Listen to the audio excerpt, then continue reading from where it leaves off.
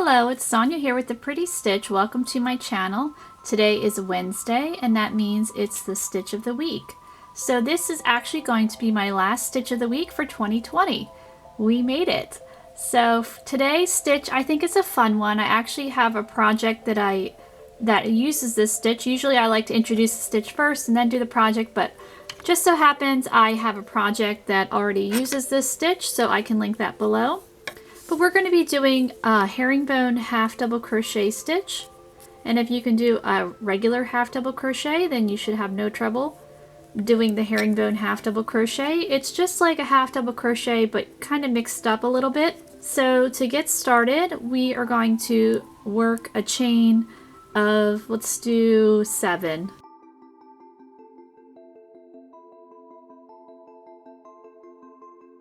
And for this project, you can use a variety of yarns, a variety of hook sizes. I have an H hook or a 5mm hook, but you can certainly use, a different size hook. It will work for all different yarns. Okay, so we are going to work our first herringbone half double crochet. You can work in your chain however you wish. So just like a regular half double crochet, you're going to do a yarn over, and we are going to work in the third chain from our hook. You can work on your chain however you like.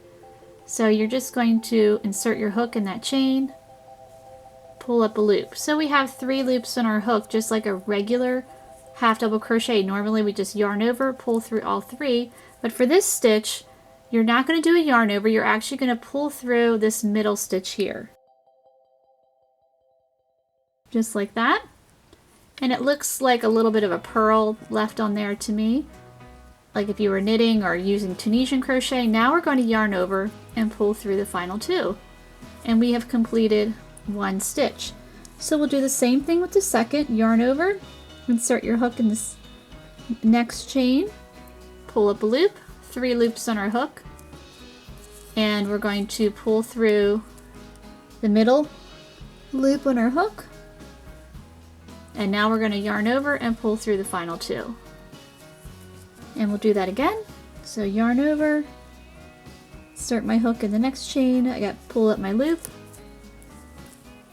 and pull through the middle. Now do a yarn over, pull through the final 2. So it looks like I have 2 more chains. So I'm going to work 2 more of these herringbone half double crochet.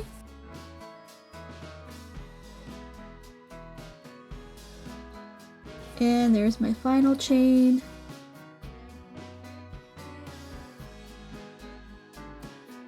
Now I find with this stitch it's kind of easier to work more quickly than to do it slowly.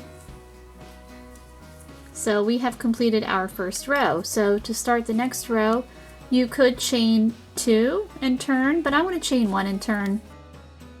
And your chain 2 could count as a stitch, but I'm just going to chain 1. We're going to work right in that stitch there. So I'm going to yarn over. I'm working right in that first herringbone half double crochet, pulling up my loop, and I find that this stitch looks really nice when worked in rows. So the pattern I have with this stitch, it is in the round, but we do turn. So I guess with turning, so you can really see the different aspects of the stitch. So yarning over, the next stitch, pulling up a loop, pull through the 1, and then yarn over, pull through the 2. We have a weird, I don't know, fuzzy splitting. I'm not sure what's going on there. Alright, so we're going to just continue across.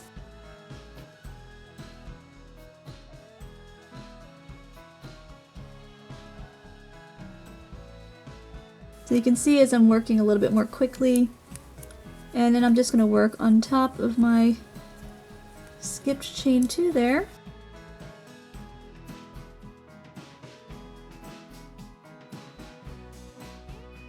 Alright, so you can see it a little bit, so I'm going to chain 1, turn, and I'm just going to repeat, working right in that same stitch, yarning over, pulling up my loop. I'm going to pull through. Like I said, it's easier if I do this quickly, so let me do it quickly. Well, maybe not.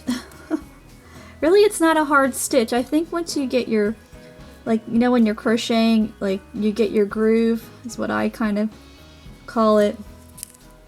And then you can just really sail along with the stitch. There we go.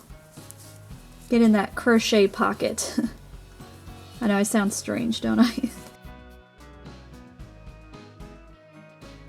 See, as I'm doing it more quickly, it's just, I don't know if it's because of the tension or find it to go a little bit more easily. So there we go. So you can kind of see the stitch starting to pop out.